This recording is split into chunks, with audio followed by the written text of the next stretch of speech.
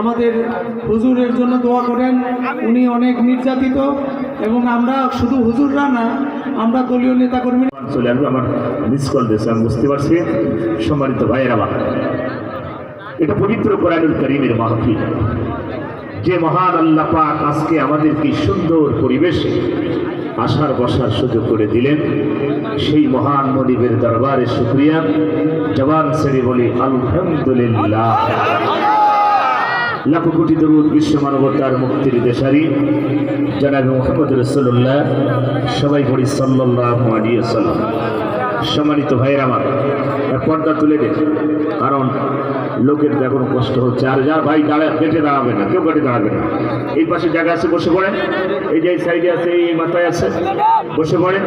এদিকে ফাঁক ফুক যেখানে পারে বসে পড়েন, গেটের মুখটা জাম করবেন না। পরিবেশ সুন্দর করে, কারণ কোরআন সত্য হলে একটা দিল লাগে আলাদা, কথা ঠিকই না? সেই কোরআন আজকে এখানে আলোচনা হবে। আমি পবিত্র কোরআনুল কারীমের একটি আয়াত পেশ করেছি, একটি সূরার একটি আয়াত। সূরাটির ভিতরে 129টা আয়াত আছে, 16টি রুকু আছে। সূরাটি নাজিল হলো নবম হিজরিতে, জিলকদ মাস শুক্রবার জুমার নামাজের পরে আয়াতটি নাজিল হলো। প্রেক্ষাপট কি, আলোচনা ব্যস্ত, অনেক বড়, সংক্ষিপ্ত বলবো, কারণ সময় আমার খুবই কম। যে মহান আল্লাহ পাক আমাদেরকে সুন্দর পরিবেশ করে দিলেন তার পবিত্র কালামুল্লাহ থেকে শোনানোর জন্য। আমাদের এই রক্তের বিনিময়ে, আমাদের দেশের তরুণ তরুণী ছাত্র রক্তের বিনিময়ে এদের স্বাধীন হয়ে গেল। 1971 সালে স্বাধীন হতে কিছুটা বাকি ছিল, সেটা আজ 2024 সালে 5 আগস্টে সেটা পরিপূর্ণ হয়ে গেল।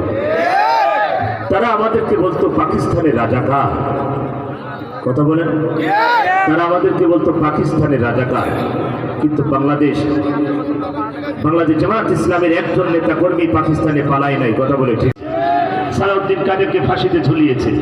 হাজার হাজার ছাত্র দল এবং যুব দল থেকে শুরু করে বিএনপির নেতা কর্মীকে গুম খুন করে থানার ভিতরে রিমান্ডের নামে মিথ্যা মামলা দিয়ে তাদেরকে হত্যা করা হয়েছে, কথা বলে ঠিক কিনা?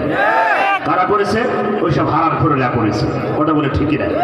আর সবচেয়ে বেশি নির্যাতিত, নিষ্পীড়িত, অত্যাচার, গুম খুন, হত্যা বাংলাদেশ জামাত ইসলামের উপরে করেছে, কথা বলে। আমার ভাইরা, এই বাংলাদেশের জামাত ইসলামকে রাজাকার বলা হতো। একজন জামাতের কোন নেতা পাকিস্তানে পালায়, আর তাদের সব নেতা কর্মী সব পালাইছে ইন্ডিয়ায়, মানে ইন্ডিয়ার মাল সব ইন্ডিয়ায় চলে যাচ্ছে, কথা বলে। আমার ভাইরা, এখন